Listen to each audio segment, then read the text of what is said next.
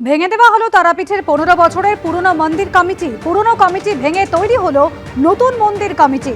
তারাপীঠ মন্দির কমিটির নতুন সভাপতি হলেন নিখিল বন্দ্যোপাধ্যায়।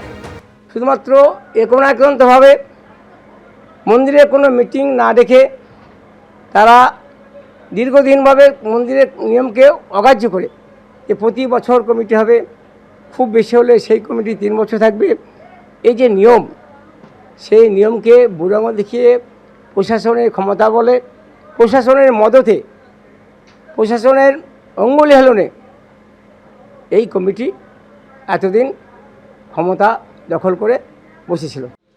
তৃণমূলের গৃহযুদ্ধ, দিল্লি নির্বাচন সদনে ফুল বেঞ্চের সঙ্গে বৈঠক ঋতব্রত তৃণমূলের।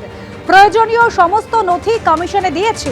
বৈঠকের পর জানালেন ঋতব্রত বন্দ্যোপাধ্যায়, ফুল বেঞ্চের সঙ্গে দীর্ঘক্ষণ কথা হয়েছে।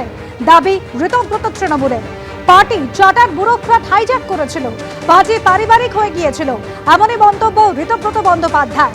তারাই তৃণমূল কমিশনে ফুল বেঞ্চের সঙ্গে বৈঠকের পর দাবি করেছেন তিনি, আর অধিকাংশ বিধায়কই তাদের। দাবি ঋতব্রত তৃণমূলের সন্দীপন সাহা।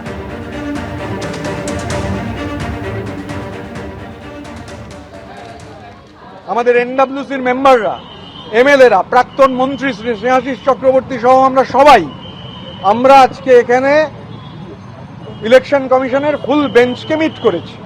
22 তারিখ ডেলিগেট সেশন হওয়ার পরই 23 তারিখ আমরা আমাদের রিপ্রেজেন্টেটিভের মাধ্যমে ইলেকশন কমিশনকে চিঠি দিয়েছিলাম এবং অনুরোধ জানিয়েছিলাম যে আমাদের একটা ডাকবার জন্য, যাতে আমরা ব্যক্তিগতভাবে ফিজিক্যালি এসে আমাদের কথা বলতে পারি। আমরা ইলেকশন কমিশন অফ ইন্ডিয়াকে ধন্যবাদ জানাই, চিফ ইলেকশন কমিশনার এবং অন্যান্য ইলেকশন কমিশনারদের ধন্যবাদ জানাই। তারা পুরোটা আমাদের কথা শুনেছেন এবং জানিয়েছেন যে তারা যত তাড়াতাড়ি সম্ভব আমাদের কাছে জানাবেন। আমি যে কথাটা খালি বলতে পারি, আপনারা বলছেন না যে আসল তৃণমূল কংগ্রেস, আসলে দেখুন এখানে আমরা যারা আছি কেউ ব্যক্তি নই, আমাদের লড়াইটাই ইন্ডিভিজুয়াল কাল্টের বিরুদ্ধে। তৃণমূল স্তরের একটা পার্টি যেভাবে একজন চার্টার্ড ব্যুরোক্র্যাটের দ্বারা হাইজ্যাক হয়ে গেছিল, যে পার্টি একটা পারিবারিক সম্পত্তিতে পরিণত হয়েছিল, একটা প্রাইভেট লিমিটেড কোম্পানিতে পরিণত হয়েছিল, আমরা যারা এখানে মিলিত হয়েছি তারা সবাই সেই ইন্ডিভিজুয়াল কাল্টের বিরুদ্ধে লড়াই করছি, কালেকটিভের লড়াই। আমরা এখানে কেউ আমি নই, আমরা এখানে সবাই আমরা। पार्टी का 4 रुपया खर्च हुआ, उसमें 1 रुपया खर्च हुआ उस चार्टर्ड ब्यूरोक्रेट का चार्टर्ड फ्लाइट के लिए।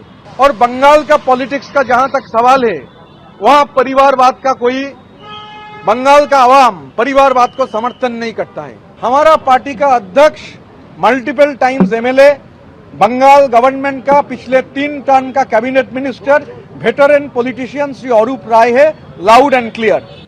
निर्वाचन कमिशन জানিয়েছিল যে শুধুমাত্র অথরাইজ রিপ্রেজেন্টেটিভ, স্বীকৃত প্রতিনিধিরাই ফুল বেঞ্চের সাথে দেখা করতে পারে। আমরা তো মমতা ব্যানার্জি যে তৃণমূলের চেয়ারম্যান, তারা তো কোনো মিটিং চাইনি। তাহলে এই ভেঙে যাওয়া বিক্ষুব্ধ এমএলএরা কি করে সাক্ষাতের সময় পেল? আমরাই তো ঠিক করব যে কে আমাদের দলের প্রতিনিধি। এতে জ্ঞানেশ কুমারের কোনো ভূমিকা নেই। আমরা যে কোনো লোককেই ইসিআই অ্যাপয়েন্টমেন্ট দিতে পারে। যে কোনো ইন্ডিপেন্ডেন্ট এমএলএ গিয়ে 3 জন নির্বাচন কমিশনের আধিকারিকদের সাথে দেখা করতে পারে।